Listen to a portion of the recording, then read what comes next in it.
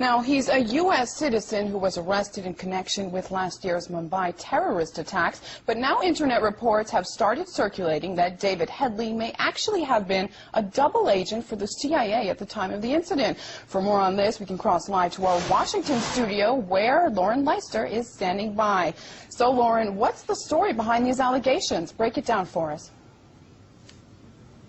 Well, evidently, some indication in the court documents in the criminal case against Headley is leading to this report. At least one Israeli website with ties to the Israeli intelligence community has gone into detail of this theory that Headley was a CIA double agent. Here to speak with us more about this theory is historian Webster Tarpley. Mr. Tarpley, we're hearing now reports that Headley was involved with the CIA. What evidence, where is this coming from, this evidence, and is it credible?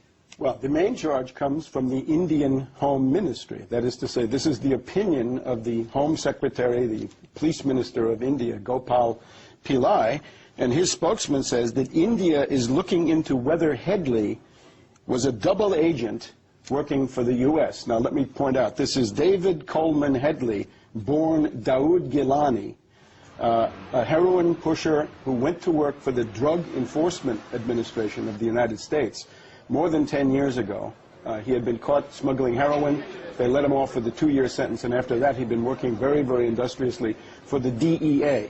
Did he then go on to work for the CIA? And it looks like they did. Where? Who says that? Where does that evidence come from? Essentially from the Hindu, the Times of India, the London Times. Everybody seems to agree that he worked for the DEA. The only explanation, because otherwise, heroin smuggling, you get 50 years to life, not 2 years, and then you're allowed to go out traveling back to Pakistan and indeed to India, because he was always going to India. But here's the thing.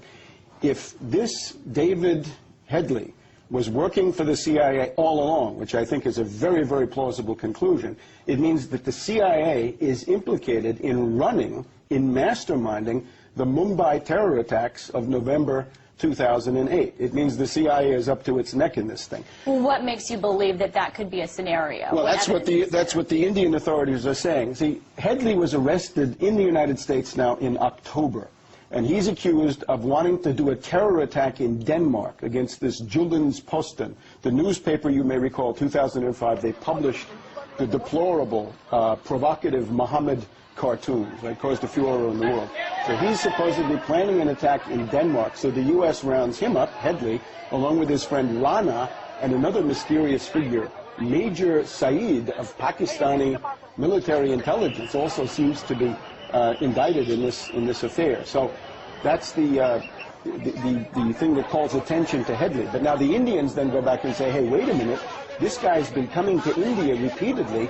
The CIA never told us that he was implicated in terrorism. So, okay, now that brings me to there is evidence that the Indians are kind of up in arms in this, and they think that it's possible that the CIA knew about the plans for the Mumbai attack and did not tell India. What is this doing to affairs between New Delhi and Washington, D.C., or what's going to happen? Well, India is demanding the extradition of David Coleman Headley. And I doubt he'll ever be extradited, because the U.S. is going to keep him in the U.S. so that these secrets are never shared with India. The other thing is there are lots and lots of FBI tapes of Headley talking to various terrorists on the phone. India would like to have those. Those are being denied. You've got to look at the timing.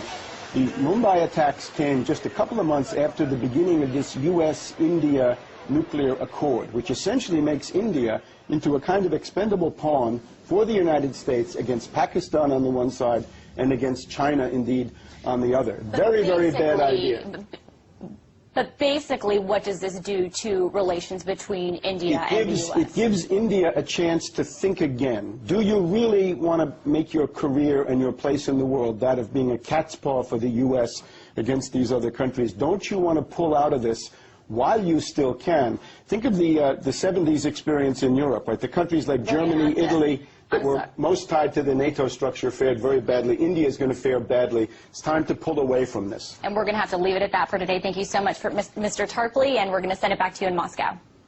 All right, Lauren Leister there in Washington.